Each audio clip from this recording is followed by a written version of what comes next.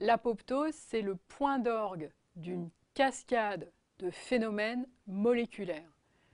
On va distinguer 4 étapes.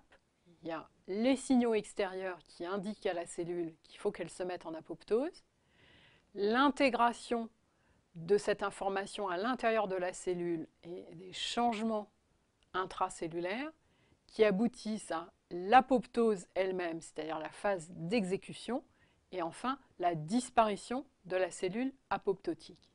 Les signaux qui indiquent à la cellule qu'elle doit se mettre en apoptose sont des signaux extérieurs. Il peut s'agir de signaux chimiques qui vont pénétrer directement à l'intérieur de la cellule. Par exemple, la présence d'oxydants en trop grande quantité, une augmentation brutale de température ou une exposition à des irradiations telles que des ultraviolets. L'apoptose peut aussi être déclenchée par des petites protéines que l'on appelle des ligands qui sont situés à l'extérieur de la cellule, qui vont venir se fixer sur des récepteurs protéiques situés sur la membrane de la cellule. Ces récepteurs sont dits récepteurs de mort, car quand ils ont fixé leur ligand, ils induisent à l'intérieur de la cellule des changements qui peuvent conduire la cellule à être mise en apoptose. Ces changements à l'intérieur de la cellule sont en particulier des changements au niveau de la mitochondrie.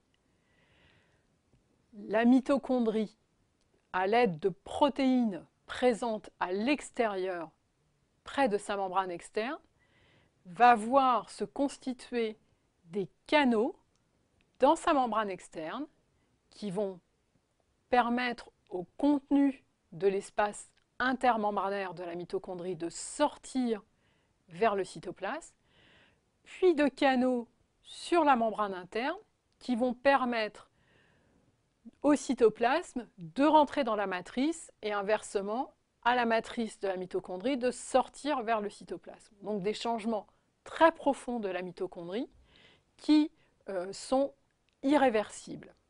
Le déversement à l'extérieur de la mitochondrie, de l'espace intermembranaire et de la matrice va activer une famille de protéines particulières que l'on appelle les caspases. Ces protéines sont déjà présentes dans la cellule, mais elles sont présentes sous forme inactive. Elles vont donc être activées et à ce moment-là, elles vont avoir leur action enzymatique qui est de couper les protéines environnantes. Leurs principales cibles vont être les protéines du cytosquelette, le cytosquelette contenu à l'intérieur du noyau, mais aussi le cytosquelette contenu sous la membrane de la cellule, les protéines de l'ADN et d'autres éléments importants pour la vie cellulaire. Lorsque la cellule a subi ces changements très importants de cytosquelette, de digestion de ces protéines et s'est rétractée sur elle-même, elle va être éliminée en étant digérée par les cellules environnantes.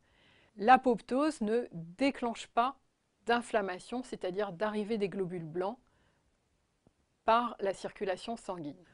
Au cours du sida, il y a une infection par le virus du sida d'une petite population de globules blancs que l'on appelle les lymphocytes T4 ou CD4+. Cette infection du virus va provoquer l'apoptose des cellules infectées, ce qui est un moyen pour l'organisme de lutter contre la propagation du virus.